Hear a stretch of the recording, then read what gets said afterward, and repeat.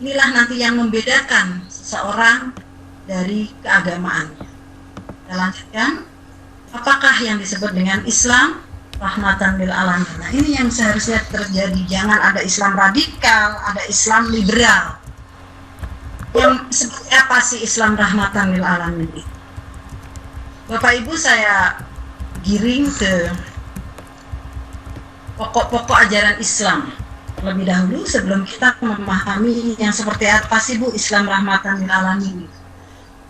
Jadi ada 3 unsur pokok Islam, ada yang disebut iman, Islam, dan ihsan. Kalau kita buat piramida itu ya segitiga.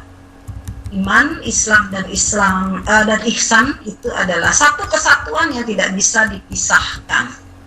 Dan ini betul-betul harus dipahamkan oleh anak-anak kita, bagaimana sesungguhnya kita itu memahami agama. Karena tidak hanya iman saja di dada, tapi harus ada keislaman yang menjadikan dasar rukun-rukun Islam yang harus dilaksanakan, dan ihsan sebagai perbuatan baik. Ini Bapak Ibu. Jadi piramida emas ajaran Islam inilah yang mendasari pendidikan anak dalam dia mensikapi kehidupan, bagaimana dia beriman kepada Allahnya, beriman kepada malaikatnya, beriman kepada kitab-kitabnya, beriman kepada Rasulnya, beriman kepada hari akhir, dan beriman kepada qada dan qadar. Karena sesungguhnya ketika mereka tidak mempunyai 6 rukun iman tersebut, disebutnya kafir. Ini juga jangan, kita harus memahamkan kafir itu harus seperti apa kalau kita tidak mudah untuk mengucapkan kata kafir. Dan selanjutnya yang Islam itu wujud rukun Islam yang 5 rukun Islam yang terkait dengan praktek ibadah. Kalau kita tidak melakukannya maka kita disebutnya namanya fasik. Kita melaksanakan ajaran tapi kita masih suka berbuat hal yang sia-sia atau berbuat maksiat, yang disebut fasik. Rukun Islam harus dilaksanakan. Kemudian yang ketiga, ini unsur utama setelah iman, setelah akhlaknya Islamnya bagus, imannya kuat, ihsannya harus dijaga.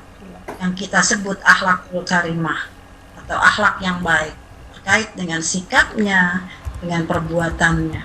Dan akhlak yang tidak kita lakukan itu sesungguhnya harus akhlak yang buruk. Mohon maaf kalau ini ada ketikan yang salah ya. Jadi antara iman, Islam, dan ihsan di sini sesungguhnya harus berdampingan. Ya, betul. Tidak bisa hanya melaksanakan iman saja, tetapi tidak melaksanakan sholat, tidak melaksanakan puasa, tidak melaksanakan zakat. Nah, ketiga-tiganya ini harus dilaksanakan. Ihsan itu sendiri nantinya perwujudan seseorang itu terlihat baik. Baik itu bukan berarti ketika di hadapan bapak ibu gurunya. Baik itu tidak terlihat ketika di depan orang tuanya baik. Baik yang sesungguhnya adalah betul-betul tulus di hadapan Allah, ikhlas, istiqomah, ada orang tua, ada guru, ataupun tidak ada. Ihsan di sini tidak hanya sekedar terlihat sikap baik saja, tetapi sikap itu tulus.